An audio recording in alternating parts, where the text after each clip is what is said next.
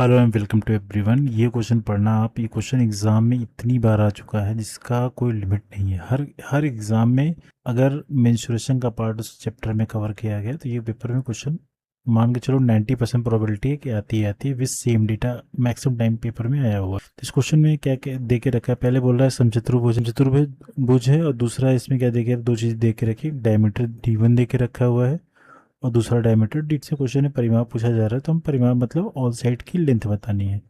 तो पहले हमें ये चीज़ समझना होगा कि समचतुर्भुज होता क्या है। तो समचतुर्भुज एक ऐसी आकृति होती है जिसके क्या होते हैं, ऑल साइड्स क्या होते हैं, इक्वल रहते हैं। और इसकी कुछ और प्रॉपर्टी है जो आपको जानना जरूरी है। सम जिसके ऑल साइड्स इक्वल है, जिसको इंग्लिश में रोम्बस। सबसे पहली चीज़ देखो, प्रॉपर्टी क्या होती है, प्रत्येक जो दो इसमें AC और BD क्या है, इसके डायगोनल्स हैं, इनकी जो जिस बिंदु पे प्रतिच्छेद करते हैं प्रत्येक जो एंगल होता है वो 90 डिग्री का होता है। ये प्रॉपर्टी आपको बता रहा है 90 डिग्री का एंगल बन रहा है। तो यहाँ पे मान के चलो कि आपको यहाँ पाइथागोरस थ्योरम अप्लाई करना ही करना है। इसकी एक प्रॉपर्टी और जान लो कि जो विकर्ण होते हैं, इसको मैं थोड़ा रिमूव कर रहा हूँ जिससे आपको इजीली मैं समझा पाऊँ।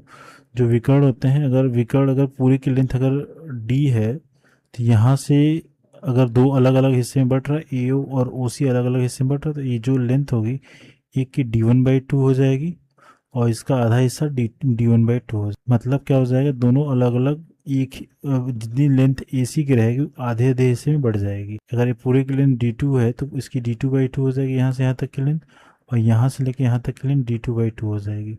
ये प्रॉपर्टी आपको पता रहनी चाहिए। अगर हमें साइड पता लगाना है, अगर हमें ये पता लगाना है, सिंपल सा क्वेश्चन हो गया है। अगर यहाँ पे आप डेटा देखोगे तो इस पूरे की लेंथ AC की लेंथ कितनी दे के रखी है, 10 सेंट AC की लेंथ कितनी दे के रखी है, 10 सेंटीमीटर।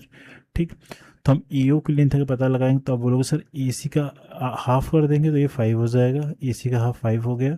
और इसी तरीके से अगर आप BD की लेंथ की वैल्यू, सेकंड डायमीटर की बात करोगे, डायगोनल की बात करोगे, 24 दे के रखा है तो ये क्या हो जाएगा, 24 का हाफ करोगे तो ये 12 आ जाएगा। ठीक है, ये दो चीज़ें पता लग गई।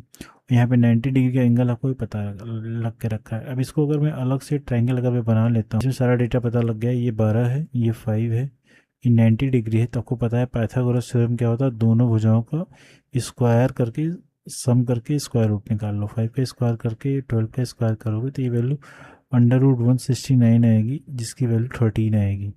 तो हमें साइड की वैल्यू पता लग गई इस क्वेश्चन में, कितनी है, 13 सेंटीमीटर, है ना। तो मतलब प्रत्येक भुजा बराबर है, मतलब ये भी 13, ये जब सारी भुजाओं की लेंथ पता लग गई तो आपको पता है चार ही भुजा है, तो चारों भुजाओं को अगर आपस में जोड़ोगे मतलब क्या हो जाएगा, 4 इंटू क्या हो जाएगी, साइड हो जाएगी, भुजा हो जाएगी। एक की वैल्यू अपनी 13 निकाल रखी है तो 4 इंटू 13 करोगे तो ये वैल्यू कितनी आ जाएगी, 52 सेंटीमीटर, जो कि इस क्वेश्चन का आंसर होगा। For more tricks